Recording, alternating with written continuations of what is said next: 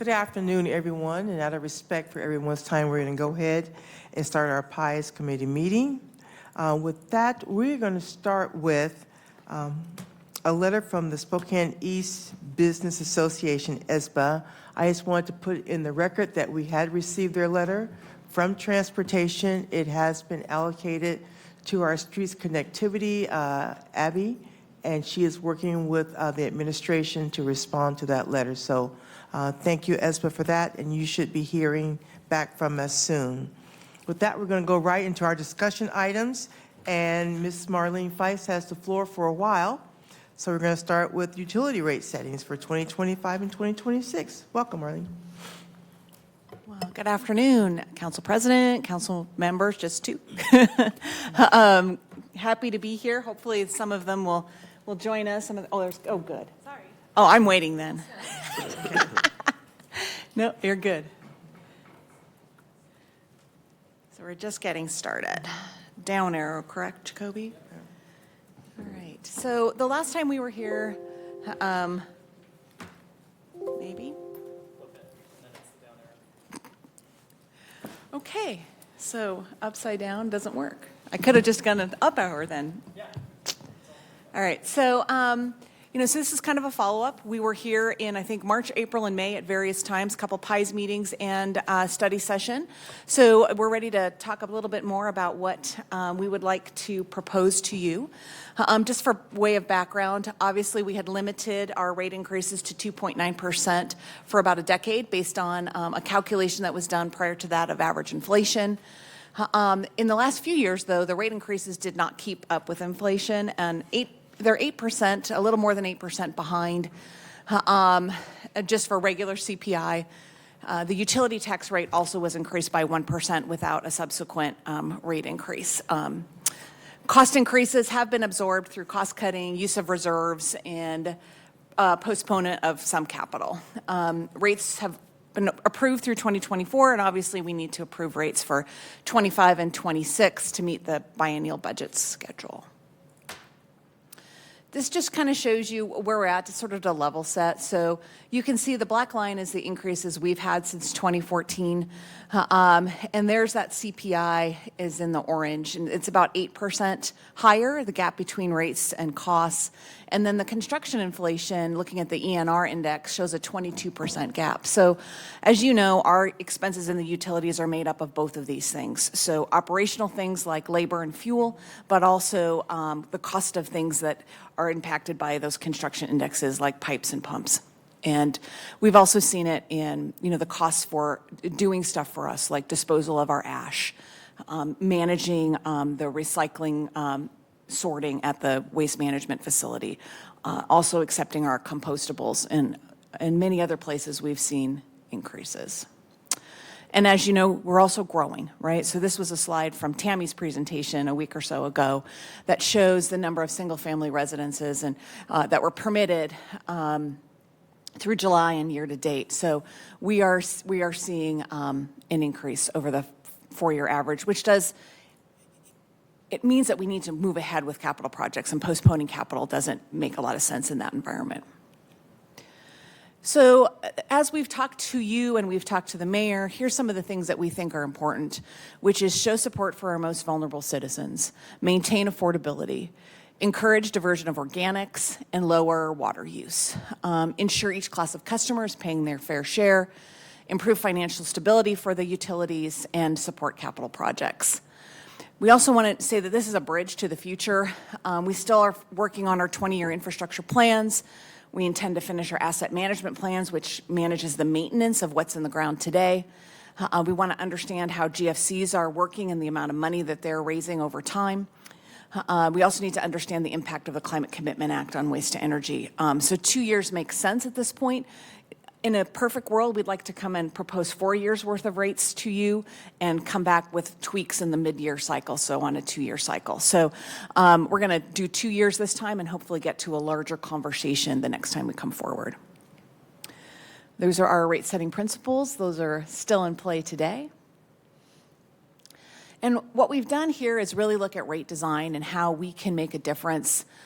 We want to balance residential and commercial rates. We want to look at helping those vulnerable households and those on a fixed income. We want to encourage again, so this kind of goes back to what we've been looking at. Adding monthly Clean Green service has been, in the wintertime, has been a request by a lot of our customers. So this proposal adds that as well. So our recommended approach. So to support the vulnerable citizens, we're recommending doubling the senior and disabled discount to $20 a month over the 2 years, so half in each year, and doubling the discount for low indoor water users to $10 a month over 2 years. Both of these things were put in place a number of years ago, and we've never increased them. So doubling them at this time makes sense, especially as we're looking to help those who are have more income constraints. And we're also looking to keep water affordable. So we're going to limit the increase on the monthly base charge, and we won't increase the lower water use tiers for those residential customers. On affordability, our goal here is to keep the representative bill increase below 5% for 2025 and at about 5% for 26. We're still crunching the numbers on 26 for you. And we want to encourage there the organics, diversion, and water conservation. So we want to provide a financial incentive for you to choose a smaller cart with Clean Green. And I'll show how that would work. And we're going to enhance the Clean Green service by adding the once-a-month pickup and place the larger increases on higher water users to encourage conservation, but also to help with the cost of infrastructure. And so what we're also asking is really to manage those inflationary impacts from the last several years. We still have the green bonds that we use to upgrade the wastewater system, including the addition of the next level of treatment at the wastewater treatment plant. Those bond payments continue through 2034. It's about $13.5 million a year for bond payments. But we also understand that we can't afford to realistically accomplish the full capital plan for water and wastewater. When we looked at that, when we ran all the numbers, so we have our consultant, and I think Brooke's on if you had a question about this, but to accomplish 100% of the capital and our O&M costs would have required in water an 11.5% annual increase for 4 years. That just was not going to work with our current customer base. And the sewer rate to do the same thing was 20% in the first year, 10%, 6%, and 6%. So what's reasonable? We had to go back to what's reasonable. And we think $20 to $30 million in construction for each department annually makes more sense. So we've reassessed every project in the capital program to justify what's needed and the overall timing. We spread out the cost of projects to be more realistic. And we understand, it also gives us time to understand how those GFCs are performing.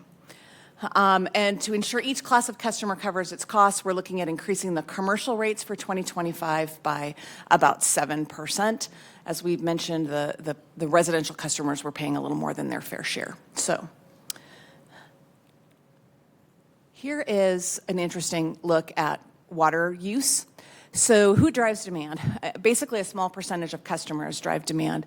So there's our 5 current tiers. And in September of 2023, and this is not unique to September of 2023, we could have picked another month. But about 17% of the customers use 45% of the water. And those in that group of customers in that 5th tier used an average of 75 units of water. That's 56,000 gallons in a month, which is about the same size as the tank that the Beacon Hill subdivision just put in. So that gives you some idea of scope. So you can see there's that 45% of the water was by 17% of the customers. So that's not, this is why we're focusing on this approach that we're going to show you here. And here's the other thing you need to think about here. So this is the number of customers who reached each consumption tier by month in 2023. So the pink represents that 5th tier, that really high level of use. So remember, median use year-round is 22, or in the summertime is 22 units per month. So those customers in the pink were reaching 75 units. So you can see what we're doing is we're sizing our infrastructure for the people who reach the pink. And it only happens a couple months out of the year. The rest of the time, there's really essentially no one. In the wintertime, there's no one that reaches that level. They're not even hitting the 4th step. So that's driving size of infrastructure and cost of infrastructure. Whoops, wrong way. So here's what our proposal is. So our median usage in the summer is at 22 units a month. Our year-round median usage is about 7. So our goal here is to incentivize customers at 25 units or less, and to maintain the affordability of the Lifeline needs. Remember, these are stair steps. So if you're using in that 0 to 6, regardless of how much you use in the end, you pay the same cost for that 0 to 6 units. And so we're proposing no changes to the first 3 water use tiers as a result. And we're also going to limit the increase for the monthly base rate to just a small 1.5% increase. So it'll go up about a quarter just for that water base charge. That means 84% of the monthly bills will see an increase of 1.5% or less. So you will only see that larger increase if you're using more than getting into steps 4 and 5, and you'll only see it on the months that you do that. Here's solid waste. Here's a closer look at that. So in solid waste, we're looking at, we're going to get to under 5, but here we're looking at a 7% increase for solid waste because of their financial challenges. So there's where the proposed rates would be. To add in the clean green, we have added a charge to cover that once a week service in the winter and spread the cost over the 12 months. So here's that value. So the small cart plus the clean green is $41, but the middle cart is $42. And over time, we hope to be able to expand that differential. And there's the middle cart plus the clean green gets you to $60 again, another $1 or so per month less. And remember, we do have to have mandatory clean green service per state law by 2030. So as many customers as we can encourage to voluntarily take clean green service will make it easier for us to make that conversion when that mandatory requirement date comes into play. So here's our proposed residential utility bill example with the recommended changes that we've looked at so far. So that would be an increase. This is with 15,000 gallons of usage, or about 20 units of usage for the month, so with some irrigation there. And the bill would go to $153.41 from $146 today. And that consumption charge is exactly the same as what you'd see today, and the water is a quarter more. And there's the winter use. So you can see that consumption charge goes way down in the wintertime. At the 7 units of water, it's 97 cents for that water use, which is your showers and your drinking and your dishwashing. And that's kind of how it looks. So the total representative bill goes up just under 5% at 4.88. We see the different charges that get us to that point, and that is for the residential customer. So when we came to you back in the spring, we talked about these things. So I want to make sure that we've closed the loop on all of these. Funding from GFCs versus rates. Obviously, GFCs have not come into full play yet. So at this point, we're balancing these 2 years looking at our rates, knowing that GFCs are going to come in and help us with some of the growth-needed capital projects later. Funding capital program with cash versus debt. There's a role for debt. As we looked at, it doesn't make a lot of sense based on the current interest environment for us to look at debt today, but that's going to have to be part of our strategy, especially as we pay off more of those green bonds, and then we look at how we spread those costs over existing customers and future customers. The discount programs and customer support, we talked about how we'd like to see both of our main discount programs increase and also have customer support on that water side to be able to help make their Lifeline water service more affordable. And we're going to continue encouraging conservation with that same approach. And then smooth rate impacts over time. As I said, we're looking at under 5% for 2025, and we're working on the 2026 proposal to get us around 5%. So those would be considerably less than what we're seeing some other utility rates going up for our customers who are also customers of other utilities. So questions, anybody? Councilmember Cathcart. Yeah, a couple questions. I'm wondering, I guess, first off, on the solid waste side, what sort of costs would we be looking at if we were to suspend the recycling program, which most of that just goes into refuse anyway, and then also not add additional services that you're discussing? How would that affect the bottom line kind of moving forward? So I'd have to ask Chris, I mean, removing the recycling program, what it does is it limits the number of times we have to touch your house, but we would still take the stuff away, basically. It would end up in their garbage stream instead of in their recycling stream. So you would take more trips to the waste to energy on your route than you would, you know what I mean? You would. Because they would get full faster? Yeah, yeah. So you would, so the truck would get full faster, the citizen's cart would get full faster. So it's just a matter of restructuring it. It isn't a huge savings because we did look at that, but we could get you more numbers. And I don't know. Yeah, I remember when we were discussing the rates 3-ish years ago, I think the number was 1.5 million that was shared that program costs Yeah. to operate. And so what is 1.5 million in less expense do to rates? That's kind of my question. Yeah, so I could certainly look at that, Councilmember. I'll write that down. I don't have a top of my head to know what the 1.5, and I'll double check the number too. Okay. And then on water, I guess, just thinking about, well, I guess on refuse one more question there. Mm-hmm. So for the incentive, trying to push people on the clean green sort of idea, how is the city going to know if they are moving their organics into the clean green bin? Because that's what you're trying to incentivize, right? Is to remove Right. it specifically from refuse and put it in the clean green. Correct. So what is going to be that process for the city to verify that you're not just, doing whatever in the clean green bin? Because I don't think they look at it, on a routine basis. Right. I mean, so we get feedback from our contractor, who's obviously has to manage the material that they get. And right now, all of our customers who have Clean Green Service are voluntarily taking Clean Green Service.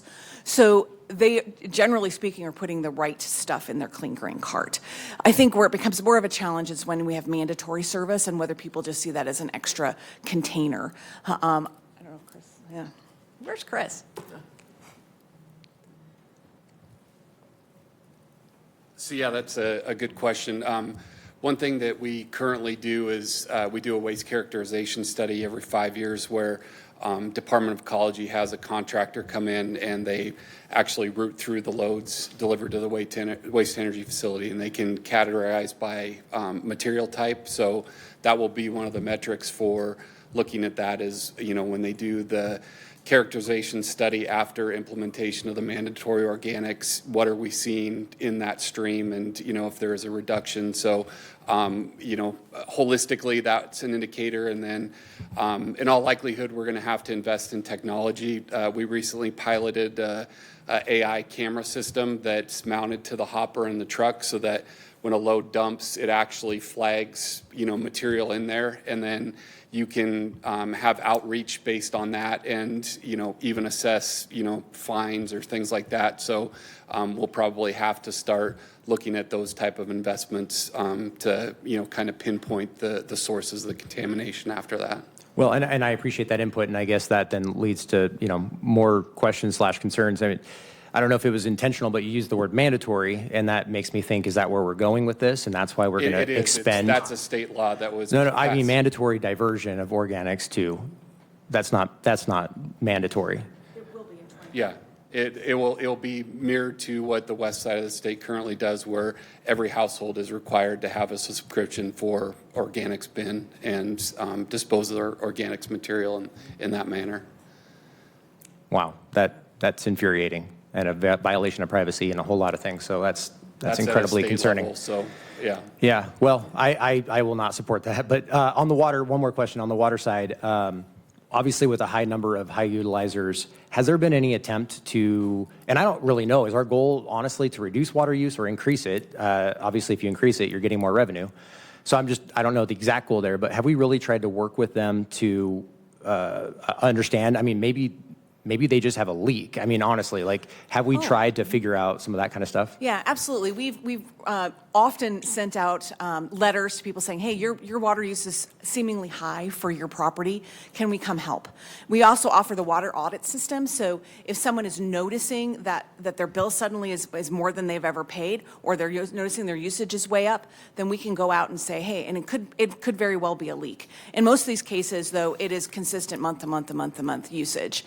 And so we're at the point that, those things are driving the size of the infrastructure. In addition to, there's twofold here, right? You want to protect the resource, but we also want to be able to manage the cost for all of our users. So to have people who are using excessive amounts of water on their lawn to pay a little more makes sense. I'm going to have Lauren standing right behind you. Marlene? Brilliant. Smart people. Our system actually has a top 100 users that we print every month. Typically, that top 100 remains the same. We see people come in and out of it. They are our target audience for our conservation program. Many of them we have worked with to try and gain efficiencies on them. We also have a report that comes out for continual usage. Your meter never stops. We have contacted some of those people as well. And typically, those are really small toilets running that we pick up. But we target both the top users as well as the continual usage to try and fix those issues. Final question. What is our leakage? Do we have a sense of how much our pipes under the roads and stuff are leaking at all, and what that calculation is? I know at one time it was really severe, and obviously we've improved a lot of that, but. Our current DSL, distribution system loss, is about 12%. Okay. And that covers everything that we can't account for that got sold to a customer. Right. Thank you. Thank you. So Marlene, when you talked about solid waste, I know 3 years ago we had talked about businesses and their increase. So you had mentioned that residential customers were really covering some of the costs of business service. Has that increased more since the last time we did this analysis, Marlene, or about the same? It's the same, right? And we've been looking at that in water and wastewater primarily. And so we've been looking at what's called the cost of service analysis. So what our consultants do is they determine what the cost is for each class of customer, and the goal is to have people be covering about their cost. And what we know is that the residential were a little bit high and the commercial was a little low. So we're just trying to fix that differential. Councilmember Navarrete. Marlene, when you say that there's leakage, if it's residential and you say you assist them, does the city go and dig in the property, fix the leakage, and then does the city pay for the digging, or is it also different from a business that say they have a leakage and they have to break or make a hole in their parking lot? Does the city pay for that, or do they help them pay for that? So we help them identify their leak. But we do not make improvements to someone's personal water system, so not the pipes in their house. The city's responsibility stops at the meter, and so if there's a leak in their irrigation system or a leak in their house, then those would be the responsibilities of the property owner. But we will certainly help them identify it so that they know, in the long run, to get it fixed, we'll save them money over time. Thank you. Councilmember Zappone. Yeah, I was wondering, with smart metering, are we able to see if people are watering during the day and charge them a different rate if they're watering in the middle of the day? So we don't have, we're in a cycle to get all of that upgraded. We just have some customers that are on the smart meters at this point. So we have all of the towers in that can collect the information, and now it's a matter of updating the radios on all of the meters. So can you tell once we have that in place? Yes. All right, thank you. I'm going to let you continue on, Marlene, to the amended water agreement. I'm sure we'll be hearing back from you again. Yeah, so we're going to come back next month and show you 26, and we'll move forward from there. Great, thank you. So I need Airway Heights, which we're going to do in one, Council President. Okay. I think you have me as two things, but. Okay. So we've talked about Airway Heights at this meeting too, and we'll go over that. But we have a long-term water relationship with the city of Airway Heights, and today we're proposing the next steps in that relationship. And it fits with our role as a regional water purveyor, and it's also about balancing the needs of all of our customers. So we entered an original agreement with Airway Heights back in 1984, and we upgraded that agreement to not just provide emergency water or, on-demand kind of water, to supplemental water in 1989. And in 2017, we began supplying emergency water because of PFAS contamination found in Airway Heights. And we updated the water supply agreement the next year to recognize that emergency supply, and then council has approved extensions of that agreement in 2021 and 22. That agreement includes 1,500 gallons per minute in the supplemental or permanent supply and 1,400 gallons per minute for the emergency supply. And then this February, we amended that 2018 agreement, and we revised the rate to reflect Airway Heights as a unique user of the system. So this is a continuous user. It's a little different. All of our other wholesale customers are very intermittent in their use. We added 250 gallons per minute to their supplemental or permanent supply, and we required a capital buy-in charge for that 250 gallons per minute, similar to the GFC that we're asking new developers to pay into. So what's next? We want to update our relationship. As we told you, we want to come back with an updated agreement. So we're going to convert the emergency provisions into long-term supplemental supply.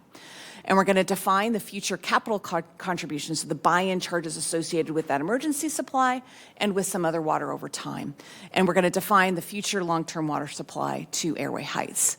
So we're going to ask council to approve two things. One is the amended water intertie agreement, and another is an agreement between Airway Heights, Spokane, and the State Department of Commerce that will provide money for Airway Heights to basically get credit for projects in our system so that they can get additional water supply. So the new water intertie agreement looks like this. It's a new agreement that will completely replace the 2018 agreement. It's a 20-year agreement with 5-year check-ins. According to SMC, that's what we're asked to do. It converts that emergency water supply to supplemental supply, and there's a $3.6 million capital charge associated with that. Essentially, the city gave a bunch of capacity, and there was no recognition for the capital cost involved to deliver that water. So this is going to take care of that. And then we're going to get up to 1,450 gallons per minute over time to Airway Heights as additional projects are completed. And we expect to reach that total in the 2030 to 2032 timeframe. And that will give Airway Heights a total of 4,600 gallons per minute at that point. And there are additional buy-in charges associated with the additional water of around a little over $11 million. And the actual cost of the projects will depend on what the actual cost of the projects are. So what their buy-in charge will be will be dependent on the actual cost of the project. We're doing 4 projects to get them to this extra water. One is the Spotted Road Booster Station, which you're going to approve a contract for here in a few months. And then there are 3 pipeline projects to make that water delivery possible. All of those projects also serve other customers, so there's your balance point. And then the Commerce Agreement allows for the investment of $14.95 million that Airway Heights secured. And it lets us put that money into our water system now and projects that are underway now. And then it will secure additional water supply over time based on our intertie agreement. So Commerce has allowed for us to use that money for appropriate projects in our system today, essentially for credit for Airway Heights' buy-in charges into the future. And then any additional amounts that Airway Heights might want in the future beyond what we have in this agreement would need to be negotiated and so forth. So that was a lot. Is the rate set for the folks in Airway Heights lower than the outside the city rate generally? Didn't we make a little bit better deal? We made a slight adjustment, and we compare it to the wholesale customer rate. So all of our other wholesale customers use water really intermittently. This is the only continuous use customer. So when we looked at the cost of service analysis for that class of customer, what we determined is Airway Heights was really a class in and of itself. So they did get a little break compared to other wholesale customers. I get that. And, for the emergency, short-term sort of idea, that made total sense to me. But now that this is going to be essentially a permanent agreement, I think there's some fairness issues that might come into play there with regards to everybody else who's paying, they're outside the city too, and they're paying a lot more. So I just think that's something we should really think about, is how that's going to either be perceived or maybe even reacted to. And then the other piece is, how does this long-term, or will it at all affect our water rights as a city? Is there does this cost us anything in that regard? No, so what we're really doing is we've done a pretty comprehensive engineering study to look at how we can deliver these amounts of water to Airway Heights, they're going to pay the appropriate buy-in charges for that water, like you would for a GFC. And these were very project-specific, so we did an analysis on the actual projects that we will use to deliver the water. So they're going to bear those costs, and those projects will be sized to serve other customers. So we actually believe we get some economies of scale there because they're investing in the system along with basically other customers as they pay in. So we think this is a fair agreement for both sides. We also know that Airway Heights does not have potable water right now, and so it makes sense for us to be supportive there, especially as we look at our desire to support economic growth in the West Plains and so forth. This agreement makes sense and fits with that strategy. Yeah, no question. We have to intercede and help our neighbor. I just think as this transitions from a short-term emergency concept to a long-term, more permanent, there might be some changes that would make sense. Yeah, and the other thing that I would point out that there's a little bit of a differential rate between a general outside city customer and a wholesale customer, because a wholesale customer manages all of the distribution system within there. So all we do for Airway Heights is deliver water to a point of connection, and then they manage their system from there. So that's how we have to balance the costs. They're not, okay. It's not exactly the same when you consider just an outside city customer who's our direct customer, and then there's a difference between a regular wholesale customer of ours and Airway Heights. So we've actually done a pretty complex analysis to determine what is the right rate for Airway Heights. But as we raise rates, as council raises rates over time, those increases would be the same for those customers. Well taken. Thank you. I appreciate that. And so, Marlene, this upfront investment from Airway Heights, and what was the amount? I saw 14? It's about $15 million, just under $15 million. Mm-hmm. And we would see that, if we go into this agreement, we would see that when? We'll see probably some of it pretty quickly, and then we would expect all of it to be paid to us by basically the end of 2026. So the investment that they got from Commerce was related to ARPA dollars. So that's how we're spending it on current projects, and then getting them credit for those amounts going forward. So ultimately, it will pay for the projects that are needed to serve Airway Heights, but we're going to take essentially possession of that money early, invest it in our system, and then do the projects. Great, thank you. Any other questions for Marlene? Thank you, Marlene. Thank you. That was great. Next, we're going to have solid waste trucks. The SIP loan for solid waste. Connor, is Connor in the room or on his line? Oh, there he is. Welcome.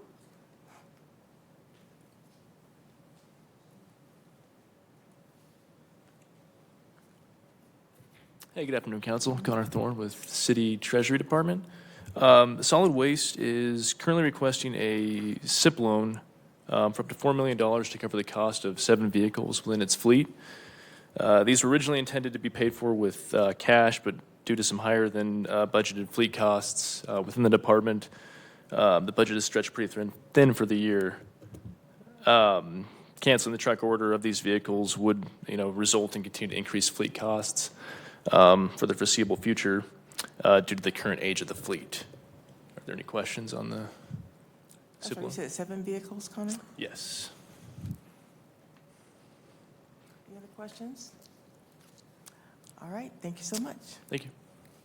And Dan's going to come on down with a resolution for authorized on-call consultant. Welcome. Good afternoon. So as you recall, every 2 or 3 years, I come up here and ask you for a contract approval for an on-call for No, our. Just kidding, Dan. Keep going. Keep going. Just keep. It was an inside joke, sorry. Okay. On-call contract for specialty things, geotechnical engineer, structural engineering, electrical, et cetera, et cetera. And historically, we've done that as a single master contract where I come to you once instead of dozens of times, and then we go and contract individually up to the, 200,000-300,000, whatever the number is, for the structural engineering services we need on a given project. And we have 2 classes, as you may recall, of on-call contracts. One is WashDOT-funded projects, and they have their own set of rules that's different from everybody else's, and all the rest of it.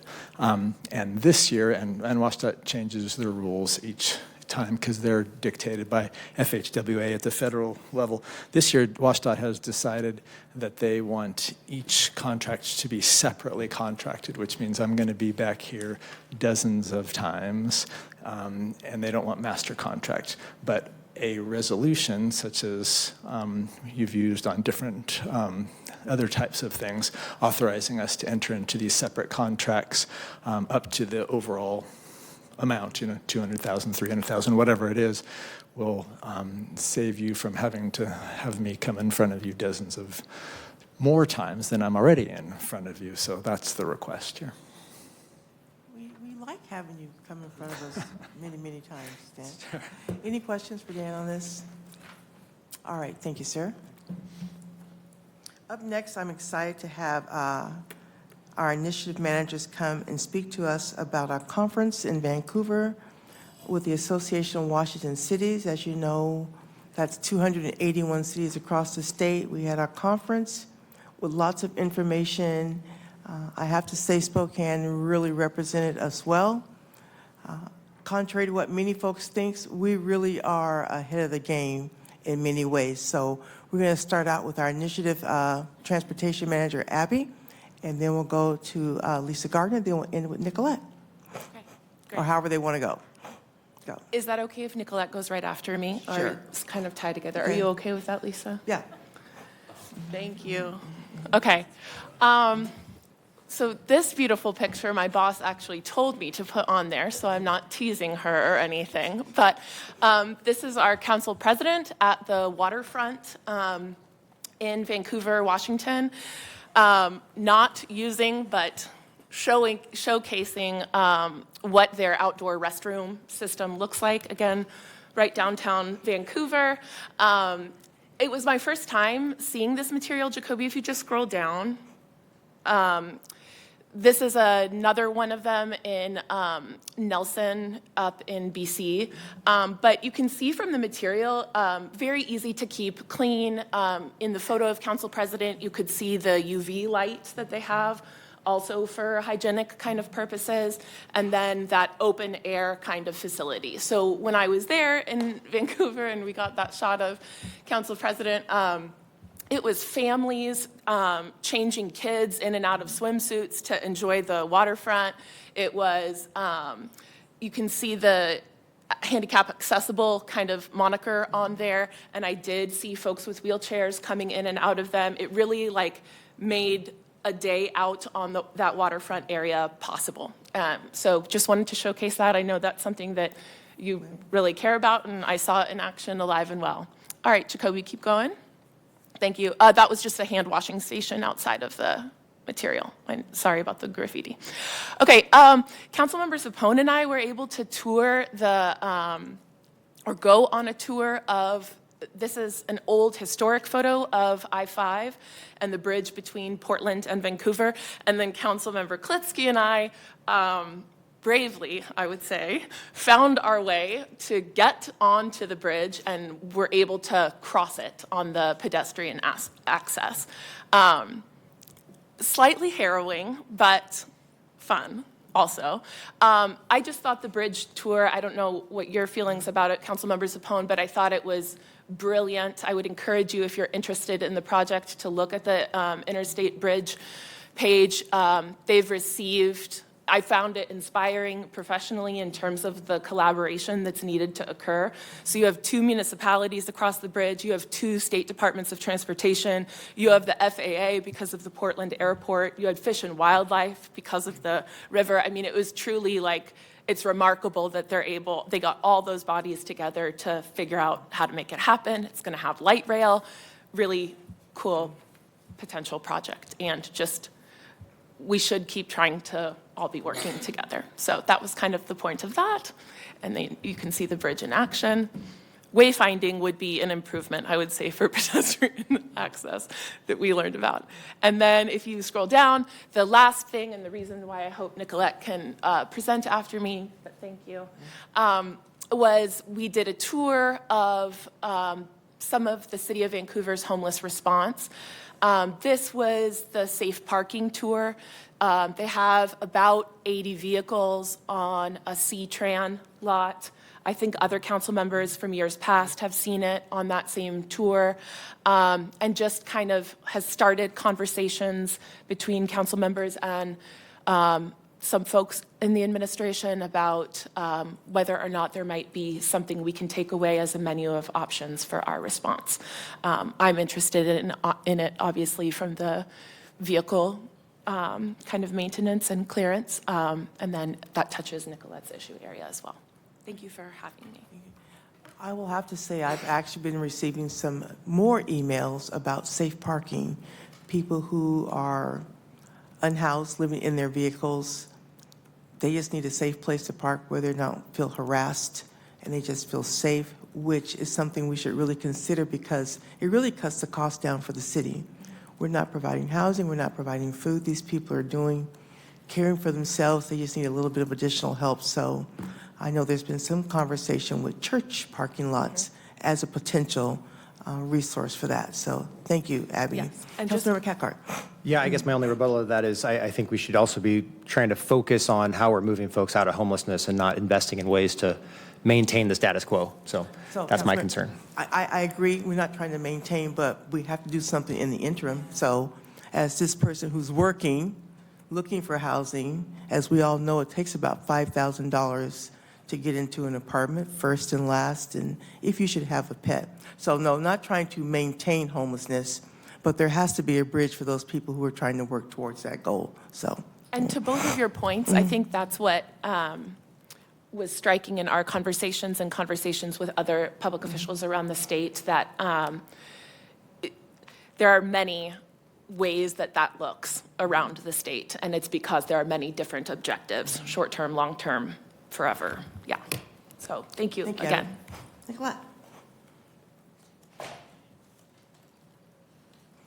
Yeah, one of the first things I want to point out is that in Abby's picture, it doesn't look like that anymore. That was a very, very clean-looking version of it. To kind of piggyback on what both of you guys are saying, and I'll get to this in a second when you look at something that Jackson and I put together, it is the case that for some cities, they've just allowed it to occur, but they're not funding it because they can't afford to fund it. And there is this question about what does it look like in different cities and what does the goal look like? Just a personal anecdote, over 25 years ago when I was homeless here in the city of Spokane, we spent the majority of time in our vehicle. So I can imagine wanting to have been in a safe parking site to have felt safer with my mother and I, but I can also imagine feeling less safe, depending on how it's operated and what the various features would be. So that being said, you may remember that one of the last times that I talked about my experience at AWC, I touched on the Fife Jobs Program, safe parking in Vancouver, and the tiny homes safe community stay. I'm not going to go through all that because I think I did a pretty good job of going through it last time, and I want to focus on a couple of other things. But first, I also want to stay on the safe parking. So I did email this to you guys. In case you can't see it up here, but this is something that Jackson and I worked on together. And, you know, on the left, you've got all these various cities in the state of Washington. On the top, we've categorized these into three main categories. Hygiene, so you'll see like restrooms, laundry, hand washing, et cetera. Vehicle standards, so this is something that Abby and I talked about quite a bit. Some cities require you to be able to prove that it's your vehicle, your tabs or your title have to be current. It has to be operable in some, but not in others. And here, the Y is allowed and required, N is not allowed, P is allowed but not required, and U is unknown. And then that, sorry, go ahead. No, go ahead. Okay. And then in that third section is just that permitting plus. So things like, do you require public notice? Do you require a permit at all? Do you do background and credit checks? Et cetera. And then you might find interesting on the right-hand column too, since it did come up, like whether or not they're city-funded. As I said, some of them just allow it to occur, but then don't say anything about whether or not they're going to fund it, and they leave it up to the nonprofits and the churches to create those partnerships together. And then there's that gray water discharge on the right. Were there some questions about this before we moved on or anything like that? Councilman Cathcart. Just curious, what's the operation model? Can you drive in, park, and then walk out and do things? Do you have to stay with your vehicle? What are the mechanisms, if any, that they have for security and any concerns the neighborhood might have? What does that look like? Yeah, so it does depend depending on the site. So some of the neighborhoods have their own code of conduct and also good neighbor agreements. Some have security on site. Some will allow you to bring the vehicle onto the site, but then you can't leave it. So when the one that we were at in Vancouver, it didn't have to be operable. The police could actually just remove the vehicle and tow it to the place. And even if it was, could they leave? So they can leave in Vancouver, but in Tacoma, they cannot. So in Tacoma, once you've driven onto the lot, you can't bring your vehicle back off the lot like that. And in Tacoma, also, you have to have the title and tabs. So I think it would just be really important to look at each of these and measure, what was the baseline before they started the program, and then what does those impacts look like today after the program or while the program is in place. And I think having some metrics from other communities to know exactly what the impacts were, was there an increase, did it stay, flat, steady in that area? I think those are important things to learn. Yeah, and I do think that to Abby's point, like identifying what the goal is going to be really important, because even at the Vancouver site, it was clear that there were some folks that were only going to be there temporarily. In fact, there was a mother and her daughter, and it reminded me quite a bit of my mother and myself, all those years ago. And they looked like they were just there as temporary as possible before they move on to somewhere else. But then you had this other gentleman who was one of the kindest people I've ever met, just looked like he would be happy to stay there forever if you let him, and he had his area nice and contained. And, and so there's this question as to, is this a spot we're opening up for indefinitely for some folks? And then temporarily for others?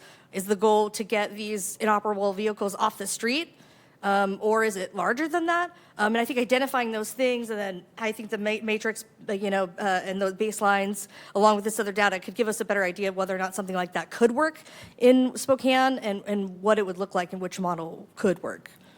Nicola, I don't see the other side. Which one was paid for or help funded by cities that you identified? So it's on the right hand. It's the second before the last, but most of them are not city funded. Okay. One of the other things that you might find interesting is that even if they are city funded, which looks like the Bellevue one is, when it comes to like the tiny homes, if they had a higher barrier, they weren't able to use any funds they get from HUD, for example, because they would have too high of barriers, but they were having to use their general fund dollars for that. So I just thought that was kind of an interesting artifact of where the money came from. But I mean, for our purposes, since we're in a budget deficit, it could be the kind of thing where we allowed it to occur with regulations and constraints, but we weren't able to fund it. Thank you. Was that it? Okay, so I'm just gonna move on. Okay, so one of the things I really wanted to focus on is one of the reasons why I think it's great for you guys to have staff go to these conferences. So this is just a small little smattering of some of the subject matter experts that we were able to encounter, in particular I was able to encounter.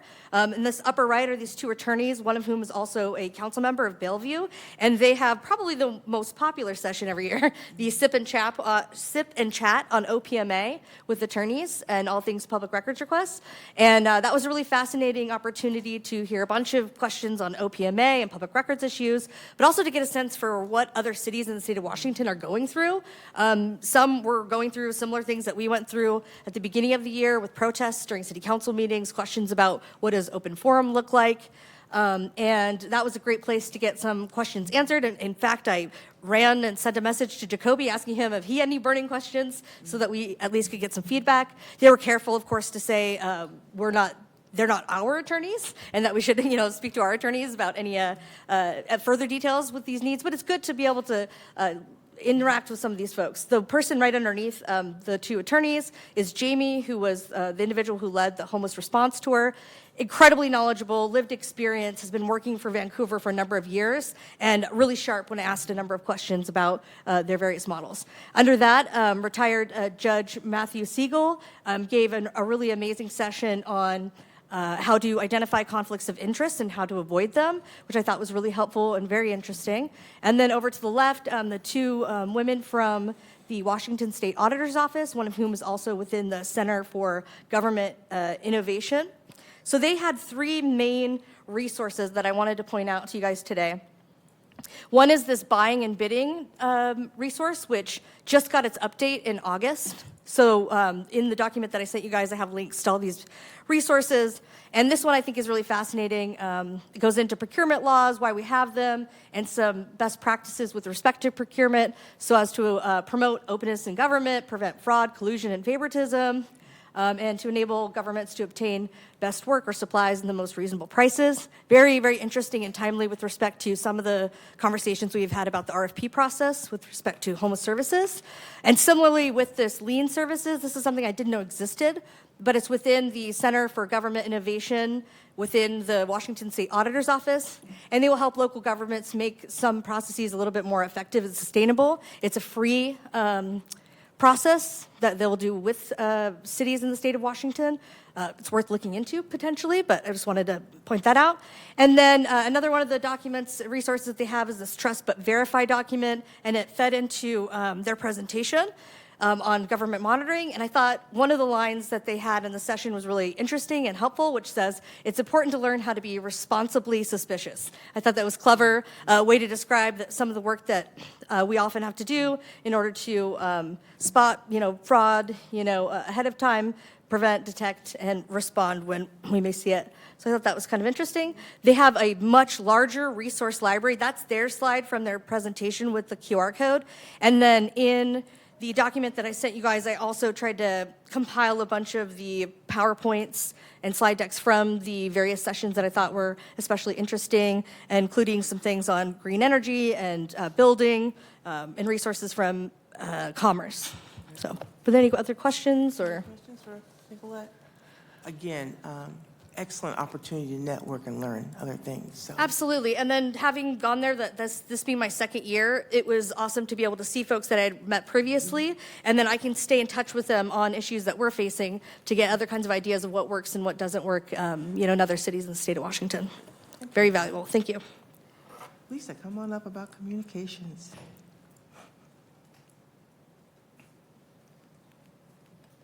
I'm so glad there are no other pictures of me floating around out there I have in a these picture of you. presentations. Okay. I actually have a picture of you in my presentation, okay. so get ready for that. This was my first time going to AWC, so thank you for the opportunity for allowing me to go and experience AWC.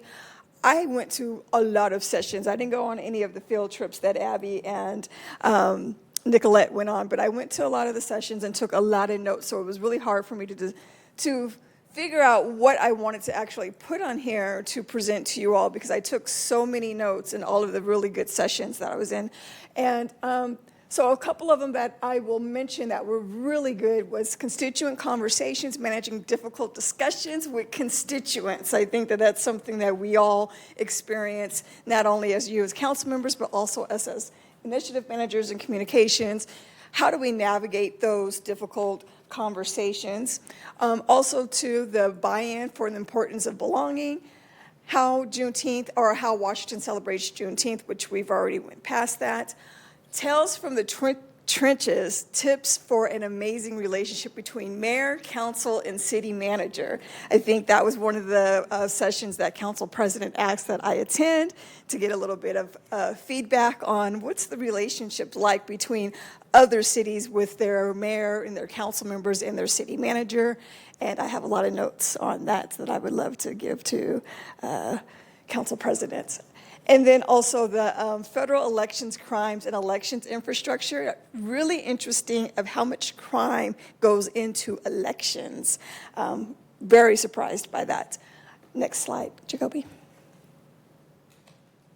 So a few takeaways from some of these sessions that I attended. So transparency with community, I think that's one of the biggest things that we hear from our constituents is that there's not enough transparency. I think we do a good job in being extremely transparent with our constituents, but also to making sure that we're actually being intentional with those transparency and being upfront with what we're sharing with the community. Common ground, making sure that we have roundtables yes, it's good to have town halls, but when we bring it down to a level where we're actually at a round table with our constituents, it makes them feel that they're involved in the process as well. So a lot of them do a lot of more round tables than they do town halls, which I found was interesting. Council meetings are community forums and not political forum. That's to be debated, but they're supposed to be something that the community can come forward and share their experience and share their grievances. To better understand community is to better enact resolutions and ordinances. A lot of other cities felt that their communities didn't understand them, and that's why they have so many complaints. So I think that us being able to better understand and outreach to our community, that way we're able to better enact resolutions and ordinances that support them and support the people. The importance of belonging. Always remember your why versus your what. And I'll say that again. Always remember your why versus your what. That was something that resonated with me on why we do what we do versus what we do. The three-tiered approach was a universal support, targeted support, intensive support. I won't go into that because that framework was very, very, very intense. I think you were in on that session with me as well. At first, I went in there being like, I don't know how I feel about this. It seems a little, I don't know, but I really liked the continuum framework, and I really appreciated that. And I actually want to get with Alex to tell him a little bit more about that because I think we can apply it here to Spokane. Tales from the trenches, the mayor is the CEO and the council is the board. That was the main thing that came out of that, and there was a lot of debates around that and how that communication goes between the mayor, the council, and their staff. Committee chairs, something that they push over to their staff instead of their council, which I thought was interesting. And this is not all of the cities, but some cities allow, for example, their initiative managers to be the ones who are the chairs, and then they report out to council what happens in those committees. So I thought that's an interesting take on using their staff. Yes? So are these committees that include members of the public? Yes. Okay, so it's a completely different format than ours. A little bit, but you know how we have like the finance and public safety and all that? Their staff sits as the chairs of those, and then they actually have public come and speak. So it's a little bit of a hybrid of both. Okay. But I thought it was interesting, instead of having council members be the chairs, that their staff was the chairs. And that way they are working together with administration on anything that's coming out of those committee meetings. The other thing was council directs admin, and the admin directs or goes to the directors, and I'll explain that. Meaning from the committee meetings, any of the initiative managers are acting as your cabinet for council. They're the ones that go directly to administration with any concerns from the council versus the council going strictly to the directors and admin. So also I found that interesting because that empowers your initiative managers to be almost like a cabinet here in council that's working directly with the administration. I won't go through all of those for the sake of time, but then celebrating Juneteenth, that one was an interesting one because it was the city commemorates and educates the community, and then the community celebrates it. So allowing for the community to do the celebration, but allowing all of our city functions to do the commemorating and the educating of panels, working with your libraries, different town halls, anything around Juneteenth, allowing the city to do the commemorating and the educating. Human nature and bias, I won't go into that because we do have Benita Horn coming soon, I believe. September 13th, Benita Horn will be here. That was my introduction to Benita Horn. She's fabulous. I cannot wait until her session here. Really going into our implicit biases in that we all have them. It's just how we recognize them, call them out within ourselves, and check them before it actually goes out. And then the federal election crimes, reducing risks of election workers. Election workers are apparently the ones who are being targeted. Did not know that. How do we make sure that they're safe, making sure that we're safe as we're, I know they're all mail-in ballots, but making sure that there's not any voter intimidation, that there's not any doxing or social media intimidation when it comes time to voting. So that's pretty much my takeaways. In the next slide, Jacoby. Fun and morale. I just want to say again, thank you for inviting us, because that was a time that us as staff was able to work with you as council members, sit in on sessions, be able to talk about what you take away from it, what I took away from it, how we can work together. And I think that sometimes we are feeling that we're overworked but overlooked. And so a lot of times we feel like we're working really hard and we're not being valued in our positions as initiative managers. And this was a time where we felt that we were valued, that you all came to us, that you talked to us about what we were learning and what we can apply back to Spokane. So thank you again for seeing us, even in that moment, and being with us at the conference. So thank you. And thank you, Lisa. I will tell you, there was such an emphasis on Juneteenth because our conferences are scheduled 3 years in advance, and we could not change the conference because it fell on the date of Juneteenth. So we made it quite celebratory for people who did attend that, and not to be disrespectful of the holiday. Again, I will tell you that our initiative managers are doing great things. They showed up. I am happy to say that my term as president is over. I had a great time, but I'm glad to pass the baton on to that. But we will be in Tri-Cities next year, and I am looking to take the team with me again because I think making those relationships is critical. All right, let's get on to Safe Streets. And Marlene, are you back to do that?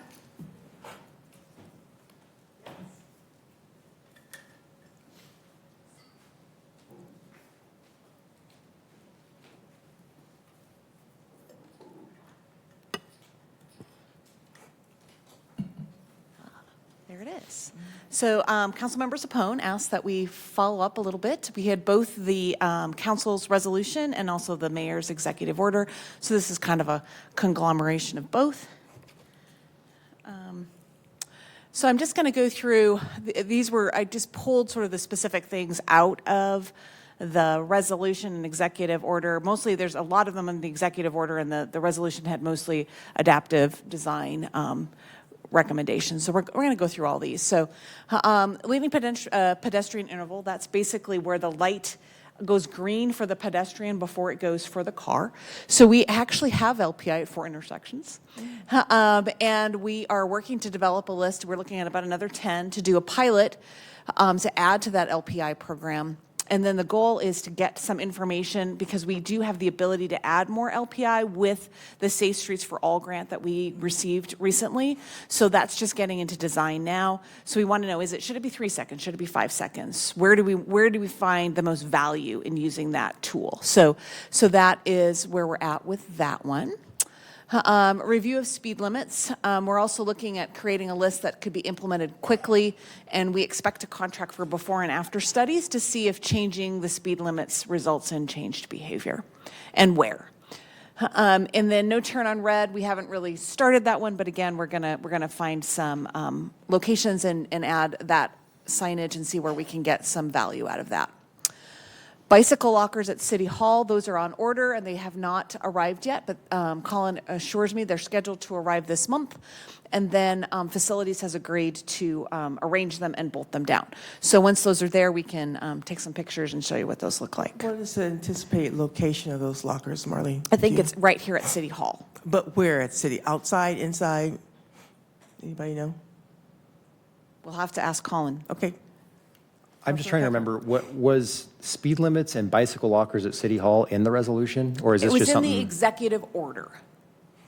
So the mayor had her Safe Streets executive order and council had the resolution Gotcha. related to Safe Streets. So I kind of just put all the things together, so I hope that's okay. So I would just say, I think if we're seriously looking at speed limit changes, we should be doing some real analysis of what's happened in other communities when they've done that. My inherent fear is if you reduce speed limits, you are just going to push people into neighborhoods because they know we have little enforcement, and they will get where they're going as fast as they need to.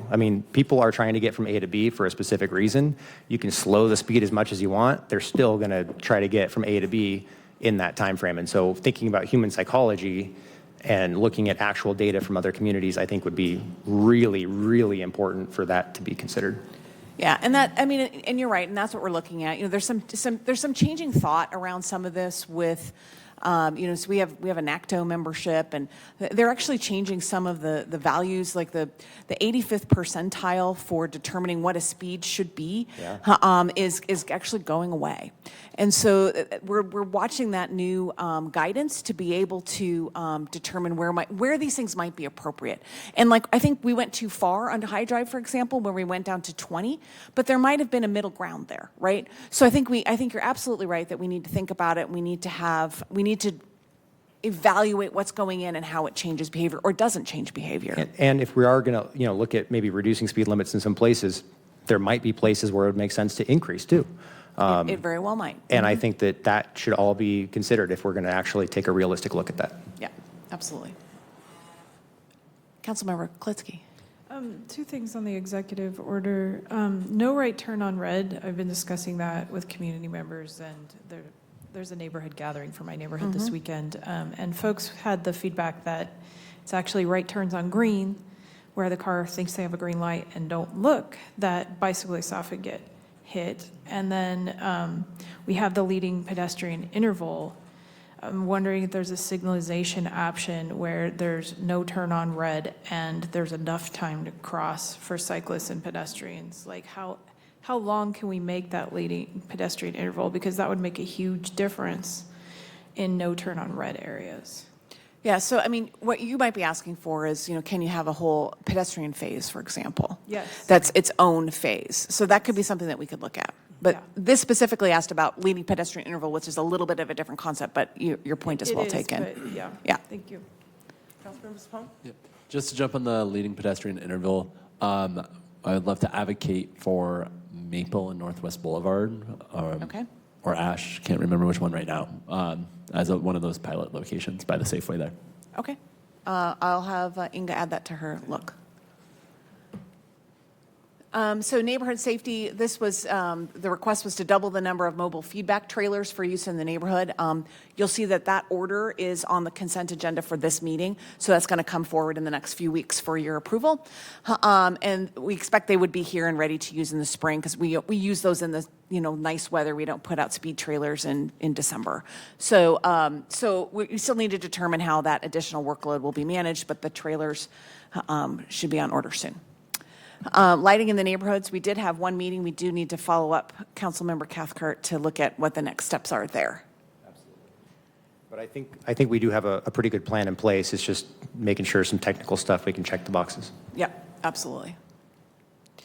And then we're going to look at adaptive design. So as you know, we have 3 projects that were selected to be our 2024 adaptive design projects. Dan is processing a $62,000 change order to put those into the Cycle 11 traffic calming work. And those are at 11th and Altamont. That's the bump out to reduce the intersection width there. And it was a recommendation from a recent study. Not everything from that, but that piece of it. And then Cooper Elementary bump outs on Freya Street. Basically, we're bridging to a permanent solution, so we're going to put in the temporary solution this year and see if that helps us get to that permanent solution to help the kids at that intersection. And then Broadway and Chestnut, we're creating the refuge median for people crossing Broadway to the Dutch Jakes Park. And we're also limiting turns onto Chestnut Street, and that was a recommendation from the Greenway study that was done there. And then we have another example. We've been working on Howard Street from Mallon to Joe Albee Way. I'll show you a couple of current pictures from that. And we're going to add the protective elements for the bike lanes on Riverside. I think Colin provided an update on where we were to the Traffic Calming Committee on the manual itself. He's gathering information and putting that together, and we'll have a consultant help us and get it all into one manual. And then we're working on a proposal on how this work can be incorporated into 2025 and beyond. And we're also working on updates to the asphalt art street mural contract, which might allow, for example, some artwork to be added in a painted bump out, and maybe other things that we can think of. Here is the change that we did at basically that entrance to the park there. So the flour mill would be on that side of the curve. And so you can see that initially that was put in with channelizers. We determined, working with planning and others, that we were going to try Jersey barriers. So the Jersey barriers were put in last week. We have talked to Spokane Arts about putting those up because they're pretty hideous. But so we're going to look at some artwork there. But you can see, and then Colin has planters that he's purchased, and I think we're going to try and put the planters around the tables and chairs to provide a little more of a delineation between the bicycle space and the people space. So this has sort of been a work in progress, but it's kind of in a good way for us to sort of learn how some of this can come together. And then the Transportation Commission is another piece of that. This opportunity has been advertised. Staff is proceeding with interviews, and we anticipate having some candidates move forward to council soon. And then there's a list of things that is anticipated that the Transportation Commission would look at. So obviously those will have to be scheduled once they get some meetings in place. And then, so I just wanted to show you, though, that this is a piece of the Safe Streets resolution and executive order, a piece of the pedestrian and bicycle work that we've been doing.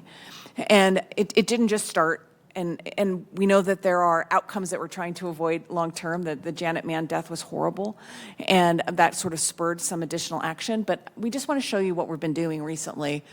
Total projects that help bike and peds this is just finishing in 2024, have 25 construction, or will be under construction between 26 and 28 that we know of so far. It's $107 million worth of work. That does include the $23 million Post Street Bridge, but that's a pretty big facility for bicycles and pedestrians. And it does include our look at Spokane Falls Boulevard, which we have some opportunity to really enhance the pedestrian and bicycle environment, particularly around the park. So this is significant work.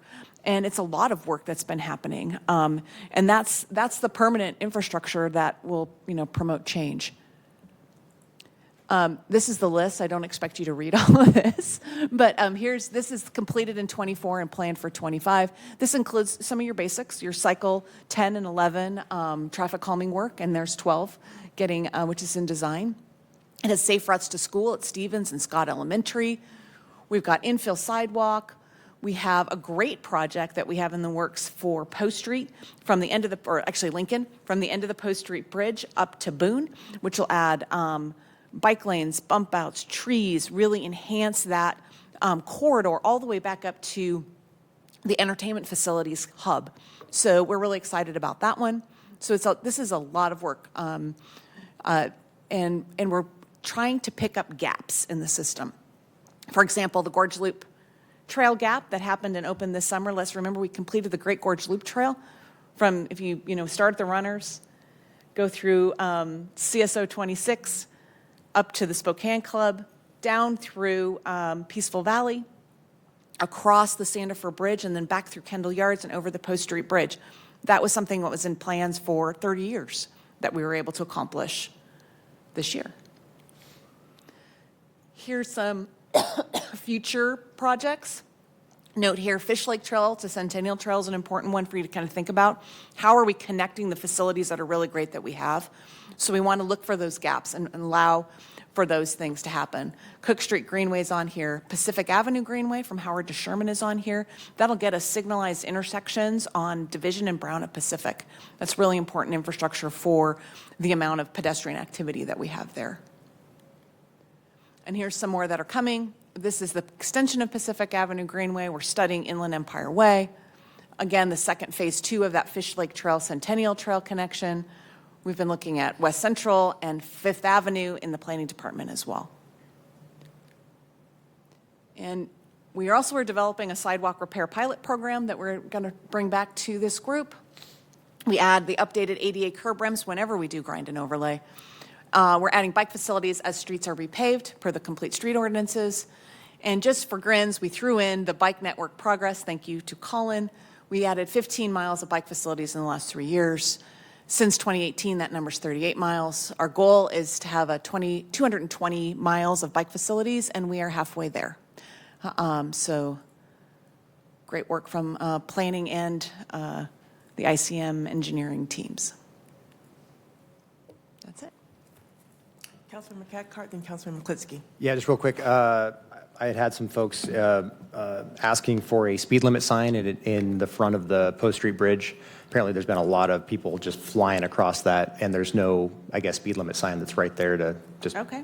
reinforce what the speed limit is. Yeah. Also, grateful to have some of the traffic calming work done on Illinois.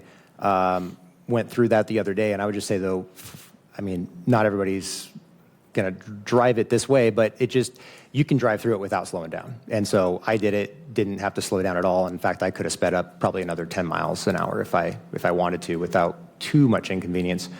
So I think it's going to work for kind of the soccer mom who's not intending to go so fast, but for somebody who's wanting to go fast, I don't know that will necessarily stop them or slow them, but just throw that out there. If there's anything else that could be done there, especially considering adaptive type things. And then, what was my third question? Well, I'll let Kitty go, and I'll think if I have my third. Yeah, I think we're supposed to take turns on the questions. We need to work on that. All of us do. For the adaptive design manual, what's our public participation plan on that? Are we going to run that through the Transportation Commission or?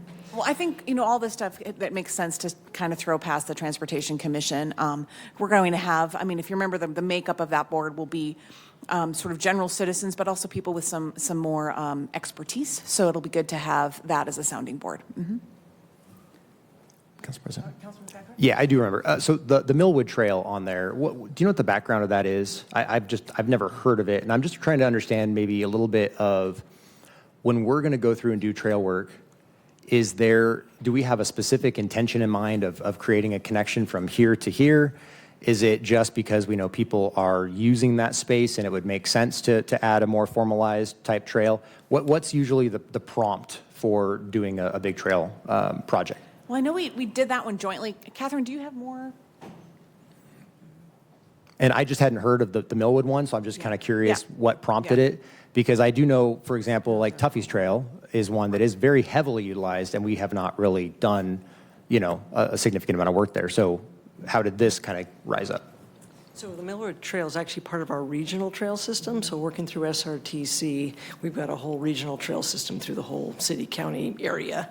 And that came up over many years. There was a lot of stops and starts trying to get some traction on that project. It actually, a little bit of the work started with the valley, and it just made more sense at a certain point that the city of Spokane take over that project. So historically, that's kind of how we got there. It's no more important or less than Tuffy's Trail. It's just had a history there.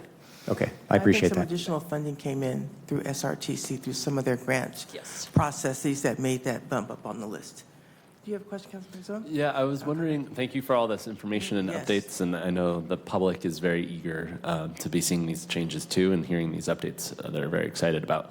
I was also wondering if you could touch really quick on the 4 FTE for the bike maintenance. I don't know if you have numbers off the top of your head or just an update on that, because it's... So, this is a tricky question, but we actually stopped hiring for those 4 positions because I have to cut $2.5 million out of the street department budget, and we are looking at potential position eliminations.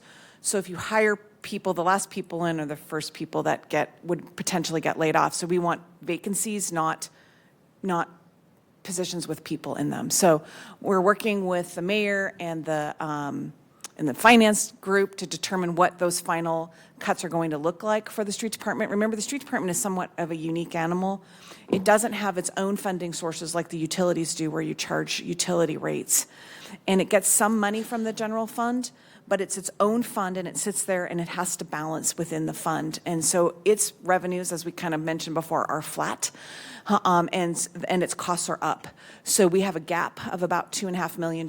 We also the one revenue source that can go up and down was REIT. We made a different choice with REIT last year, so that the good time in REIT was not there to buffer what's happening in the street department. So what we are working on is a different delivery mechanism for that work, council member. So I'm going to roll that into the adaptive design discussion, and we're going to bring back a proposal for you to take a look at as a council. Councilmember Klitsky. So we're hoping to do more of these adaptive design projects every year to try and quickly remediate some of our safety issues. Are we looking at, when we do that, kind of a system of trying to figure out whether going out to bid is the right option, or if hiring internally for project workers is a better option? I've heard a few times, not necessarily on these types of projects, that, the bids came back too high, and so we're not going to do this year. And so I'm wondering if our market right now is in a situation where it might make sense to do some of this stuff in-house. So that's part of exactly what we're looking at to develop the program proposal that we're looking at, to see what's the most efficient way to deliver, what's the most efficient way to deliver short term, and what do we think might be the long-term way to manage that going forward. All right, Councilmember Cathcart, do you have a question? I'm good. All right, one more. Yeah, I just want to follow up on the 4FT. I thought the last time our update was that it wasn't hiring new people for those 4FTE. It was just an allocation within the streets department of time for employees. Well, we are doing that. We are still doing the work. We added, if you recall, in the budget, we actually added 4 labor 1 positions, I believe. And so we have not filled those. So we've been able to do what we can do with existing staff.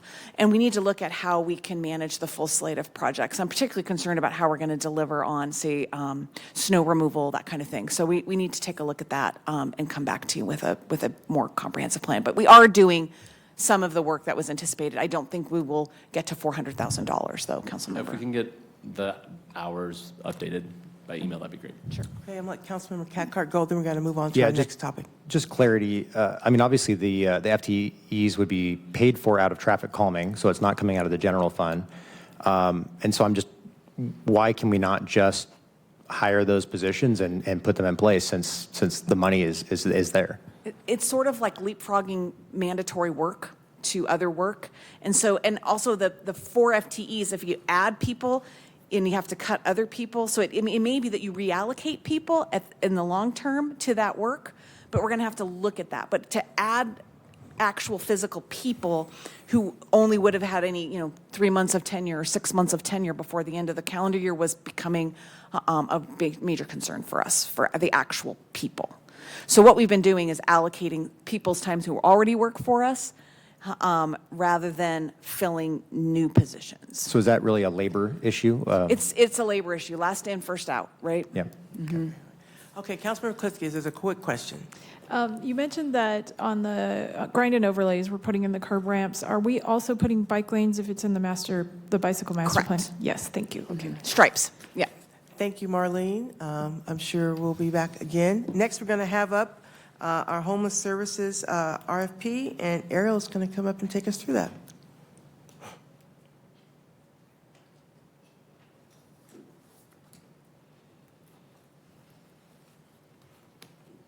Good afternoon, council members. Thank you very much for letting me present at the PIES committee.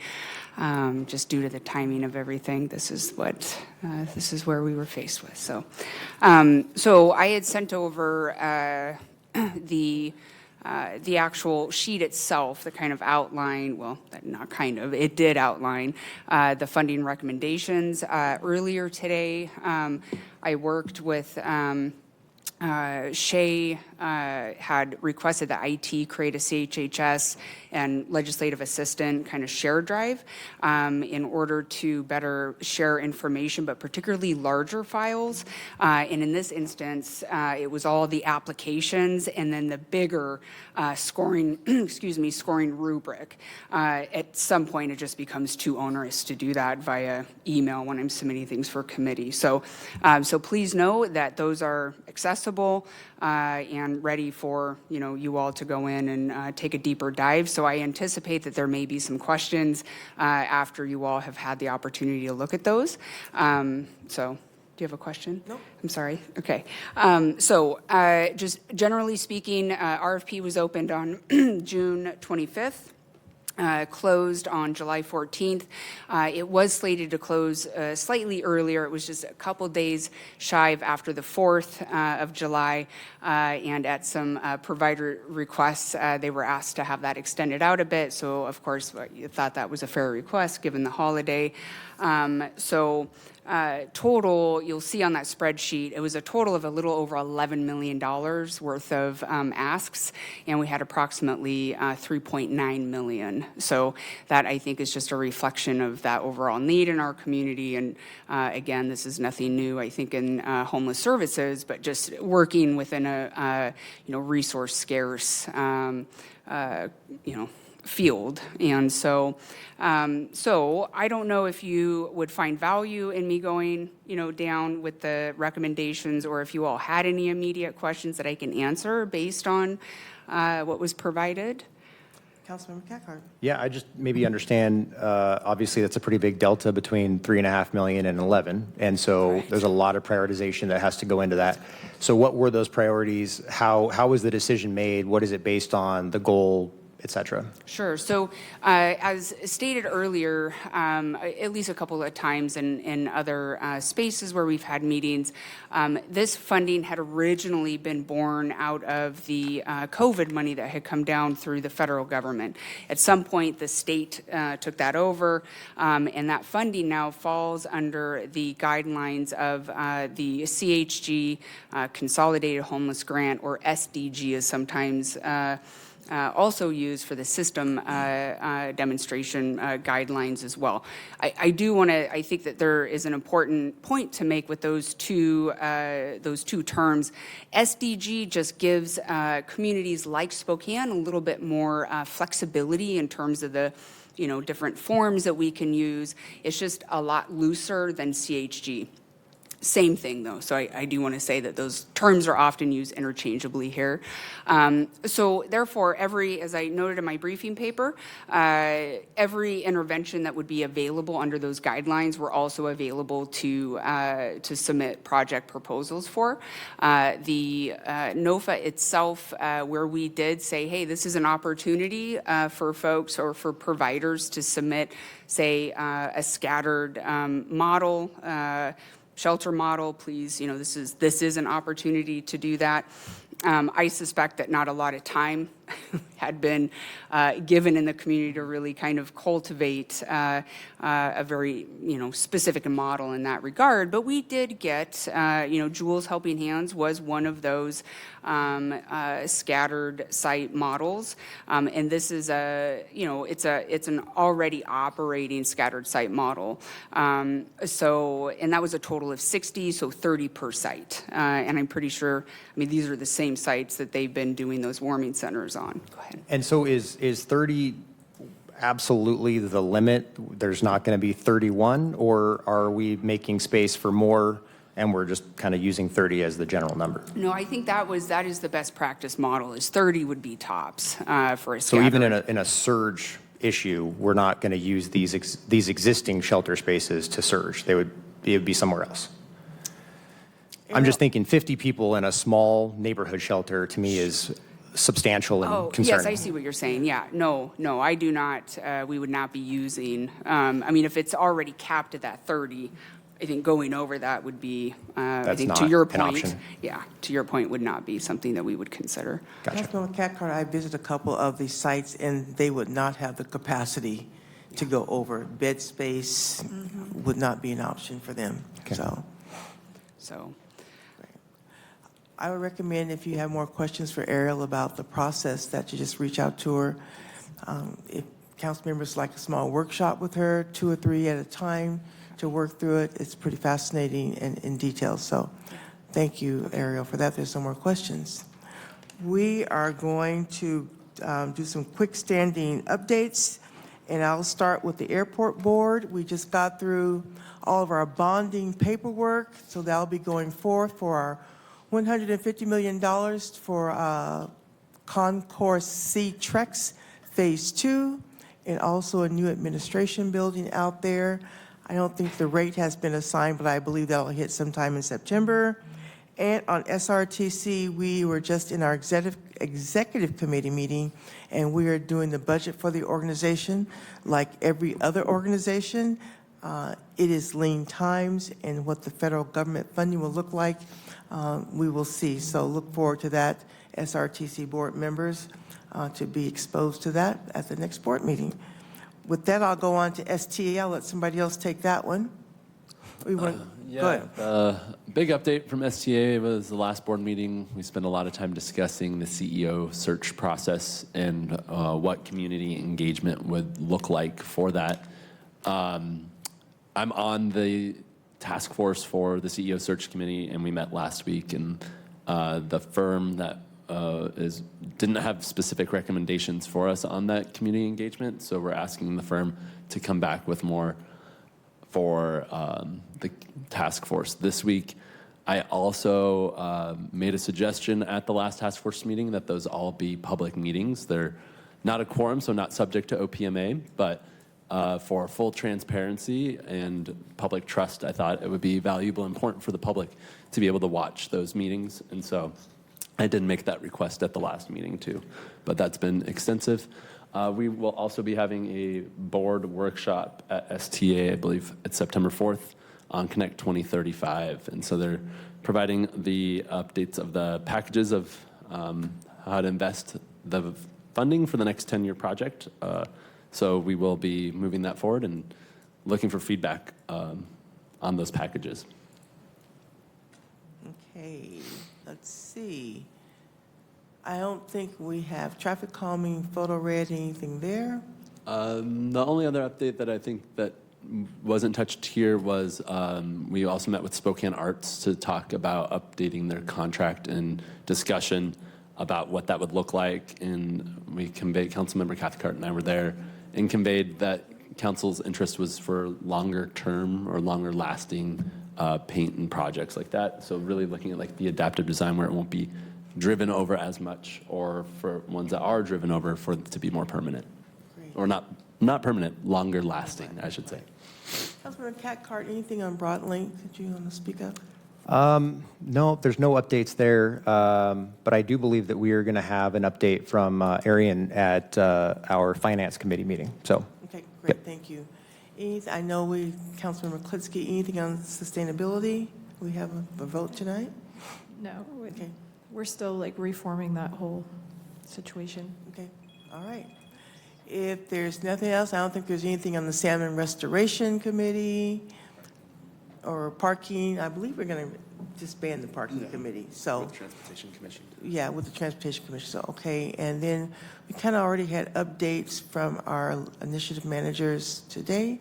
So I think that about brings us to our conclusion. What else you got? I thought they were going to give general updates about their work for the last month, like the general one, you not prepared for that, AWC Abby? specific one. Okay, I was just going to share, a lot of the stuff has been covered today, so I don't need to prolong anything, but Transportation Commission is like moving ahead with the plan for the first meeting to occur for its September meeting, so that would be the third week of the month. So been working with staff on initial kind of interviews. Great candidates, feel really positive about that work and their scope. And then the simultaneous process of sort of shutting down and making transition plans for the workload of those other boards and committees, as you all mentioned. Adaptive design, I've been working with staff on just sort of what's the longer term vision and plan there. Councilmember Zapone's office has been really helpful. Jackson and I have gone through the list of other projects that neighborhoods put into the queue, and so want to be reviewing and seeing where potential might be in work that's already been done from the community and their concerns. And then just working on the SBIR response, hope to have it out today. okay. Anything else, questions for Abby? Lisa, you had a quick update?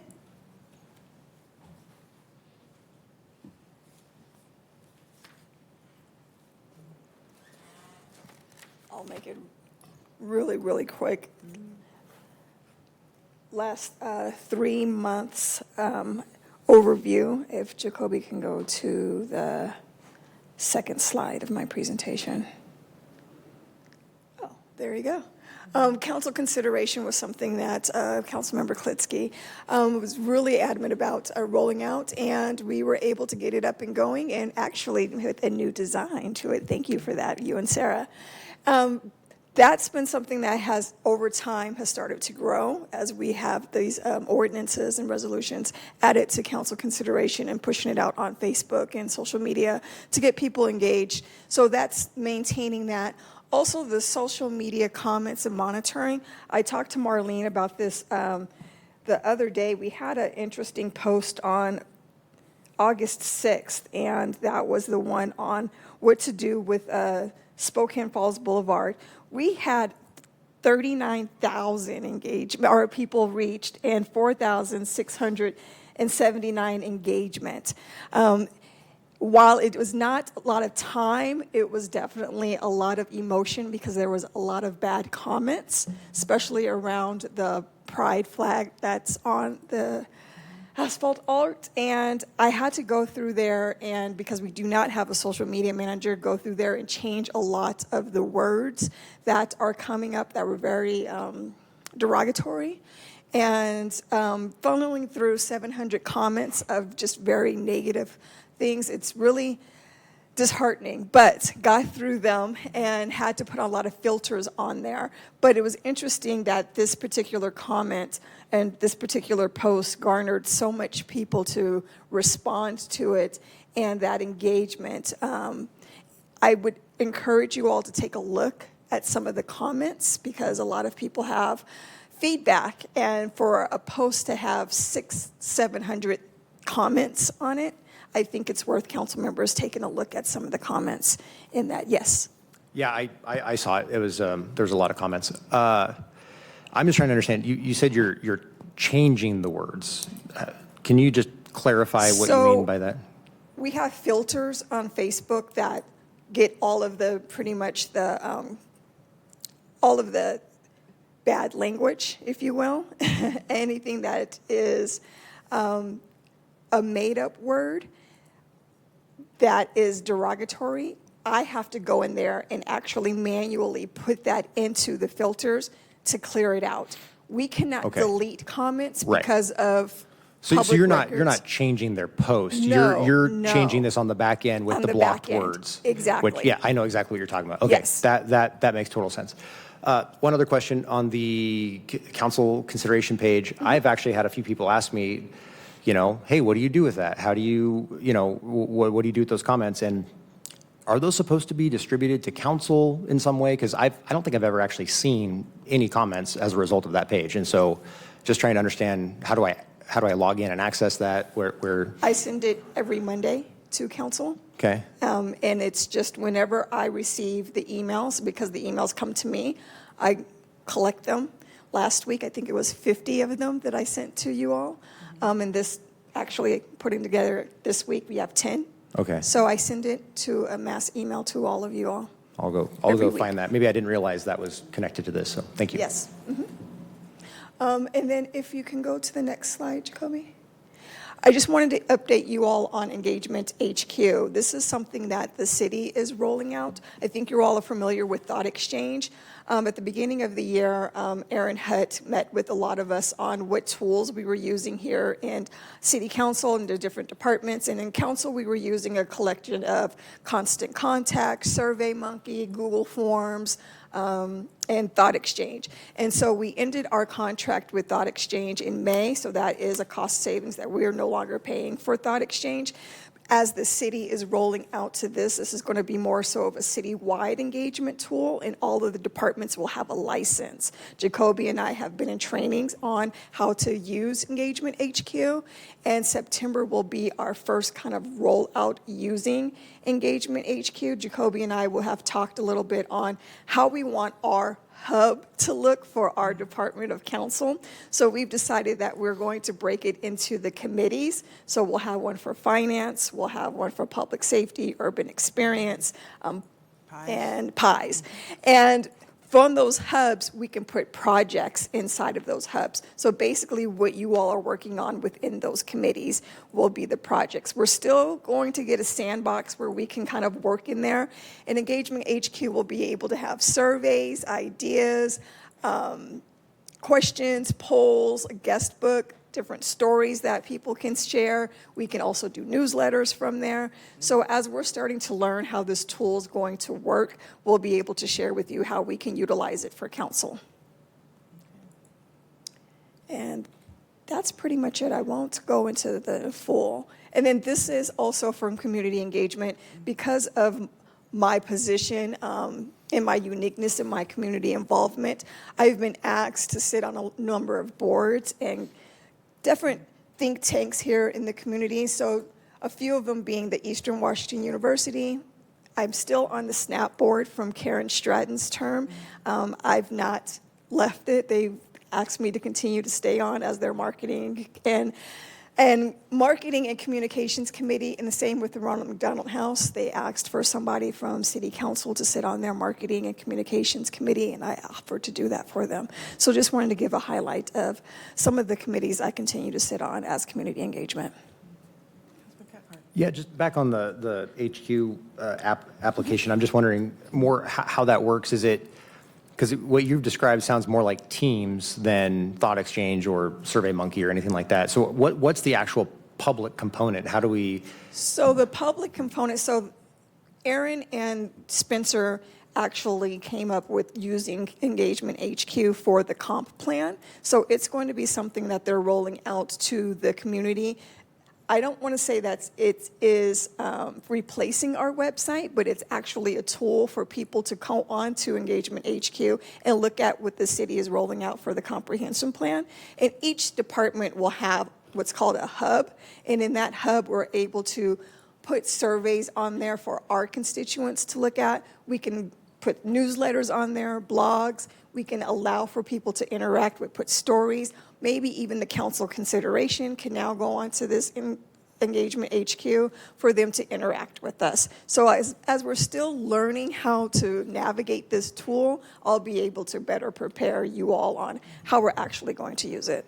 But will each council member have individual access so they can actually use it? No, each department gets one license. Do we know how much this costs? I do not know how much the license costs. I get pretty frustrated when we do this, where we are individually elected. We are not a collective at all.